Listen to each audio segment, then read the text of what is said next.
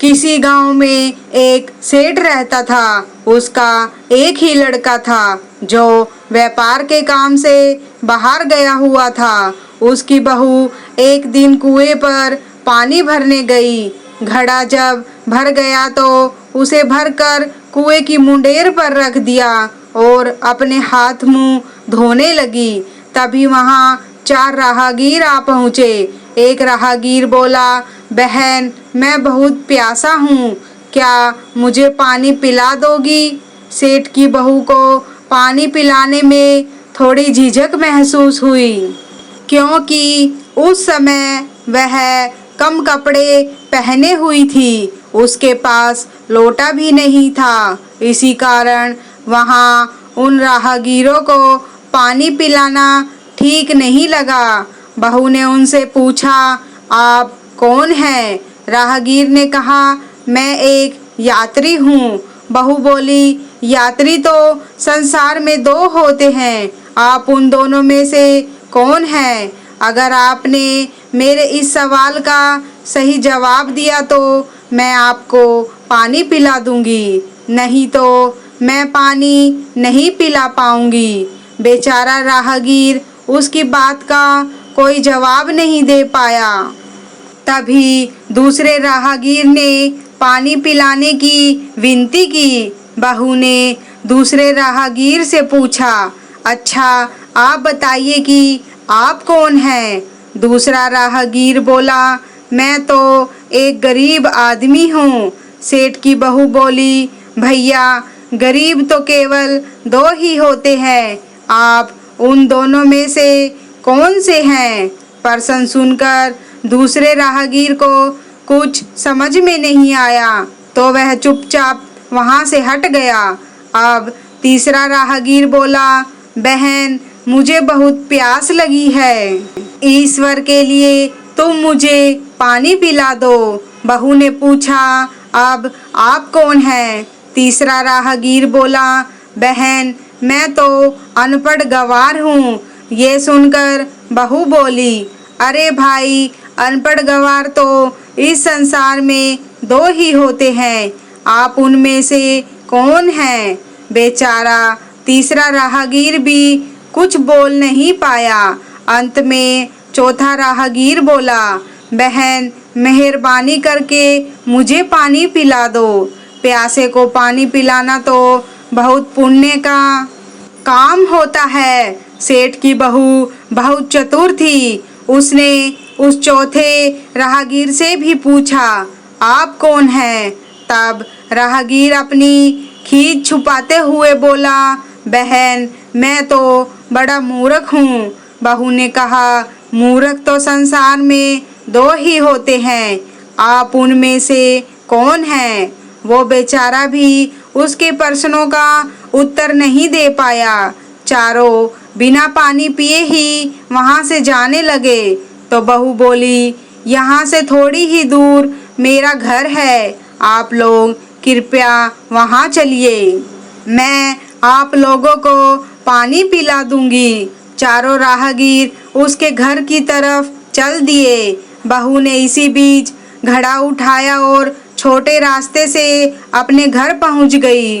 उसने घड़ा वहीं रख दिया और अपने कपड़े ठीक तरह से पहन लिए। इतने में वे चारों राहगीर उसके घर पहुंच गए।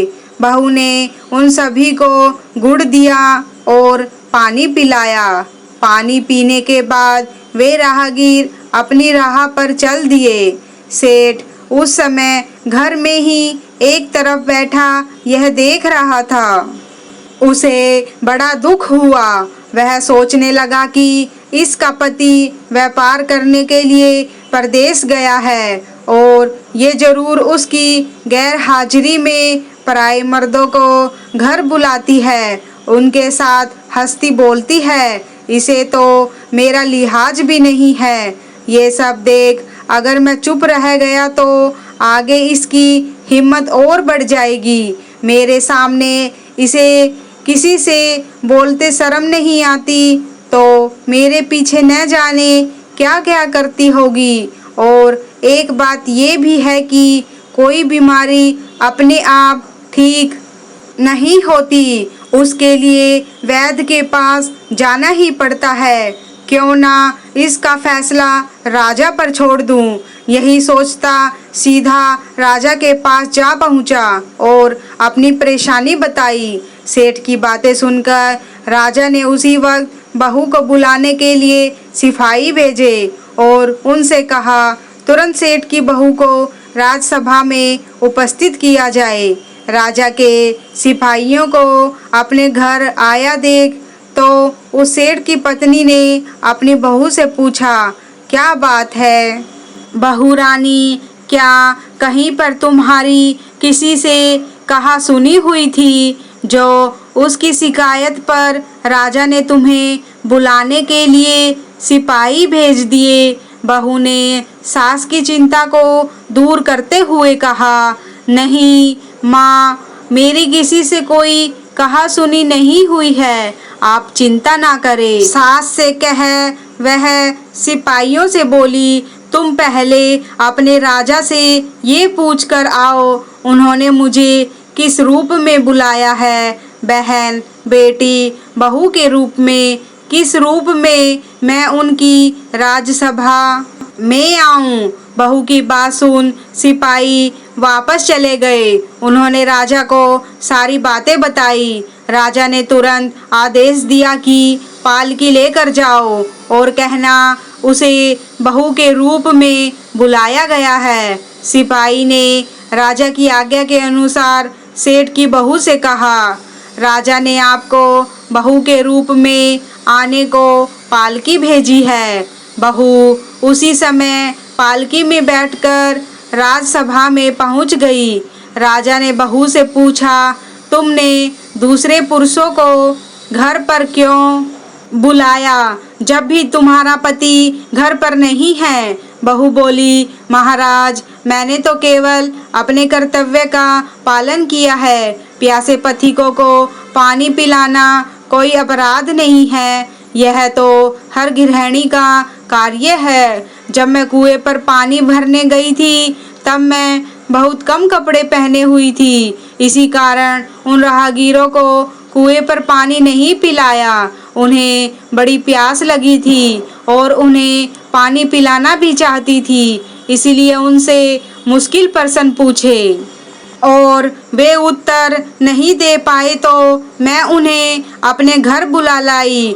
घर जाकर ही उन्हें पानी पिलाना उचित था। राजा को बहू की बात ठीक लगी, मगर उन्हें उन प्रश्नों के बारे में जानने की बड़ी उत्सुकता थी जो बहू ने चारों राहगीरों से पूछे थे। राजा ने सेठ की बहू से कहा, भला मैं भी सुनूं कि वे कौन से प्रश्न थे जिनका वे लोग उत्तर नहीं दे पाए। बहू ने तब वे सभी प्रश्न दोहरा दिए। बहू के प्रश्न सुन राजा और सभासद सभी चकित रह गए कि राजा ने उससे कहा, तुम खुद ही इन प्रश्नों के उत्तर दो, हम अब तुमसे ये जानना चाहते हैं। बहू बोली, महाराज, मेरी दृष्टि में पहले प्रश्न का उत्तर है, संसार में सिर्फ दो ही यात्री हैं, सूर्य और चंद्रमा। मेरे दूसरे प्रश्न का उत्तर है, बहू और गाय ही ऐसे दो प्राणी हैं जो सबसे गरीब हैं। अब मैं तीसरे प्रश्न का उत्तर सुनाती हूँ। महाराज, हर इंसान के साथ हमेशा अनपढ़ गवारों की भांति जो हमेशा चलते हैं वे हैं भोजन और पानी। चौथे आदमी ने कहा था कि वो मूर्ख है। जब मैंने उससे पूछा कि मूर्ख तो दो ही होते हैं और तुम उनमें से कौन से मूर्ख हो, तो वो उत्तर नहीं दे पाया। इतना कहकर बहू चुप हो गई। राजा ने बड़े आश्चर्य से पूछा, क्या तुम्हारी नज़र में इस संसार में केवल दो ही मूर्ख हैं? हाँ महाराज, बहू बोली। राजा ने कहा, तुरंत बताओ वे दो मूर्ख कौन हैं? इस पर बहू बोली, महाराज, अगर मेरी जान बख्श दी जाए तो मैं इसका उत्तर दे सकती हूँ। राजा को बड़ी उत्सुकता थी ये जानने की वो दो मूर्ख कौन है? तो बहू से कह दिया, तुम बिल्कुल निसंकोच होकर कहो, हम वचन देते हैं कि तुम्हें कोई हानि नहीं पहुंचाई जाएगी। बहू बोली, महाराज मेरे सामने इस वक्त बस 2 ही मूर्ख है। फिर ससुर की ओर हाथ जोड़कर कहने लगी, पहले तो मेरे ससुर जी हैं जो पूरी बात जाने बिना ही अपनी बहू की शिकायत लेकर आपके पास आ गए। अगर इन्हें शक हुआ ही था तो पहले मुझसे पूछ तो लेते, मैं खुद ही इन्हें सारी बातें बता देती। इस प्रकार घर परिवार की बेइज्जती तो नहीं होती। ससुर को अपनी गलती का एहसास हो गया। उसने तुरंत बहू से माफ़ी मांगी। राजा ने तब पूछा, अब बताओ दूसरा मूर्ख कौन है? बहू ने कहा, दूसरा मूर्ख खुद इस राज्य का राजा है, जिसने बहू की मान मर्यादा का जरा भी ख्याल नहीं किया और सोचे समझे बिना ही बहू को भरी रात सभा में बुला लिया। बहू की बात सुन पहले तो राजा को क्रोध आया, मगर दूसरे ही क्षण बहू की बातें उसकी समझ में आ गई। समझ जाने पर राजा ने उसकी चतुराई और समझदारी की प्रशंसा करते हुए उसे ढेर सारे इनाम दिए। राजा ने उसे पूरे सम्मान के साथ विदा किया और पालकी में ही बिठाकर घर पहुंचा दिया। राजा उसके ससुर को भी यह आदेश देना नहीं भूला कि भविष्य में बिना सोचे समझे ऐसी हरकत नहीं करे। तो दोस्तों, कैसी लगी आपको ये कहानी? आशा करते हैं आप कहानी को ज़रूर पसंद करेंगे। धन्यवाद।